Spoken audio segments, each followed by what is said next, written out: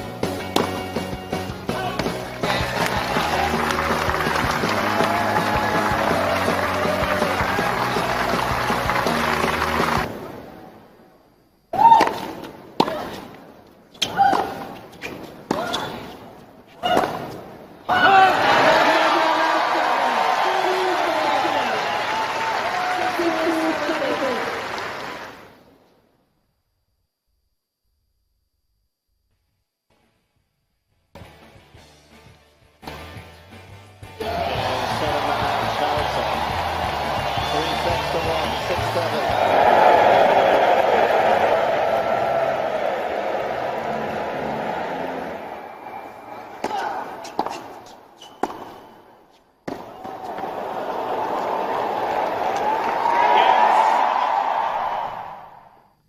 was even beyond the play. We saw the lovely roof at the U.S. Open. What a scare by Joanna Konta. She was able to, come back strong to beat Bencic. And then Novak Djokovic, with the problem with his wrist, still powers on. And Rafael Nadal also cruising to victory. That's it for the 2016 U.S. Open. I is a fan of tennis. Talk to us. What do you think? Sonny Young believes that Serena Williams can go all the way and even win this year's U.S. Open. Let's come back to the studio now. Talk about basketball. It's a Thursday evening. Femi Adefeso loves basketball, follows it religiously. Femi, good to have you on the program. It's a pleasure, and a long time. You know, good to have you around. I see you still keeping on what's going on. Let's talk about people that are developing basketball in Nigeria. Lateef Erefalami is a coach in his own right. He has done good things for basketball. What's he up to next? Yeah, it's the Skills and Drills basketball clinic going on at Roe Park, Lagos.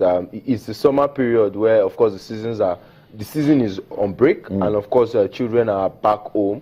So most of the coaches and ex-players are using the opportunity to engage the kids in teaching them the basic skills, right, and improving their game, as well. And Coach Lateef Erefalami, who of course won the league, with First Porter in multiple occasions, and also an assistant coach with the national women's team as well, is putting something out there for the kids. This is the first time we'll be doing this, and I'm glad when I got there, I saw a couple of kids as low as about 4-5 years up until 17 years of age, and they are basically teaching them, the fundamentals and the basics, of the game of basketball. And it's nice, because I see a lot of coaches getting involved, and he's well organized, I must say. So kudos to him for putting that together. But my own question and worry now is, okay, so what next after this? There are lots of camps. Olumide did this. We talked about Coach Obara Onayego, who did stuff in River State, Port Harcourt. We were able to talk to him on the show last week. Ejike also has his own Ejike Waja also does his. There was the top 50 Masai Ujiri Giants of Africa camp, as well. Like, these kids get impacted. They really get stomped a lot in the space of 2, 3, 4 days. And then after that, what next? Federation should pick it up. Federation should start looking at ways. I think instead of rather than go straight to the federations, I think the state basketball associations should be the one to start up from there. Start monitoring, support these individuals. School, secondary school leagues, under age grade leagues or competitions, not necessarily even leagues. Competitions, and amongst the schools, they play each other, and so they can put to use the skills they learn, because if they don't use it, they lose it. Over to you guys at the Lagos State Basketball Association. Take it off from where Lateef Erefalami stops. Delta, Enugu, Akwa Ibom, Cross River. Take it off wherever any individual stops as regards developing basketball. We'll get ready for the FIBA Africa Zone 3 Championship. Where are we going to? Yeah, we're going to Togo. That's right. And I'm excited. I'm excited because we'll be seeing customs. Customs are not the traditional names you would hear. You probably hear maybe Mark Mentors or Rivers. Royal, used to be Royal Hoopers, Kano Pillars. But now we're hearing customs, and I like the fact that these teams are actually preparing, even though they've been waiting for this date for a long time.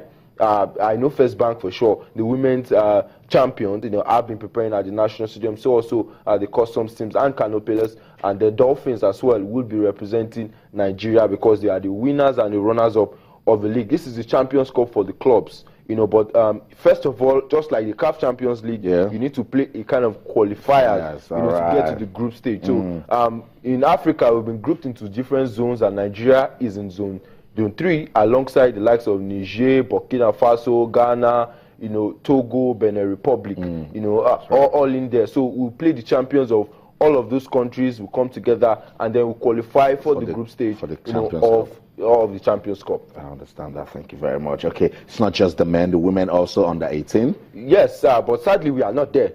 Unfortunately, because we didn't go for the zonal qualifiers. So everyone is there except Nigeria. Another thing, to worry about. There, Algeria, Mali, the quarterfinals are tomorrow. Tunisia, Angola, Uganda, Egypt, Madagascar, Mozambique. At this level, Mali is usually, the one who beats everybody. But the North Africans always, keep a program which, they may not win at this stage, but they find their way getting to the semi-finals and the finals. And then when it comes to the World Championships, they tend to qualify at the end of the day. So this will be the qualifiers for the FIBA World Under-19 Championship that will be taking place next year. I see. Really interesting. This guy, Hakeem the Dream, Olajuwon, there's no way you'll not call his name and someone will attach Nigeria to it. Femi, no question marks as regards him being called into the Hall of Fame. No, nothing. I even wondered why he had to wait this long. 8 years after he was installed into the Naismith Hall of Fame, that is the NBA Hall of Fame. Now he's been installed into the world, which is the FIBA, Hall of Fame. A fantastic guy, he has all the franchise records for Houston Rockets. He's made the top 50, NBA players of all time. He's in the top 5 centers of all time, as well. And you look at even from college history, his jersey, has also, been hung in the rafters as one of the jersey numbers that would never be worn.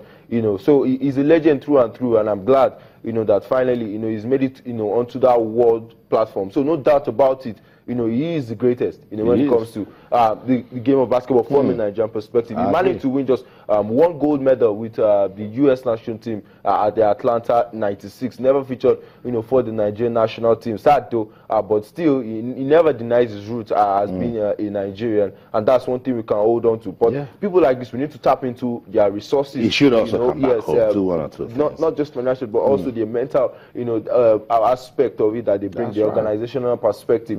He's recognized all around the world. This is legend. Someone we need to really make use of, and I hope he can. But he lives a kind of more, permit me to use the word local as coded lifestyle. It's just a private person. He just likes to be on his own. I remember how the NBA Africa had to push to get him to become an ambassador. It's always been Dikembe Mutombo that has been used. But Hakeem fits in that bill. So like 2 years ago he was brought in, but still he hasn't been very active like Mutombo has been. In the Basketball Without Borders programs. Going to Senegal for the Seed Project. Going, coming around, he's not been that kind of a figure. So I think we need someone, who can actually ginger him into, bringing that experience and that wealth, of knowledge back into Africa, and Nigeria to be precise. I'm predicting the discussion has even taken you into the local levels as we will need someone to ginger him. Yes, Well, we also have the slide for the 2016 class, but we'll not take that now. We just want to pause on that. Let me just quickly run through some of the discussions we'll be having on the program tonight. Chidozie Ebe, you've sent us so many comments. Thank you so much. It's a crime if I don't read one. He says, I'm glad Sonny Young says that Serena served is great despite her poor form. I'm rooting for her to surpass Graf and become the greatest. Serena Williams, you've got some fans in Nigeria. I agree with you. And then Kunle Shikiri says, Shiriki says, the time has come to send politicians out of the glass house and similar houses. For a change, let ex-sportsmen take over. We're going to a quick break. When we come back, we'll talk some more. Don't go anywhere. Stay.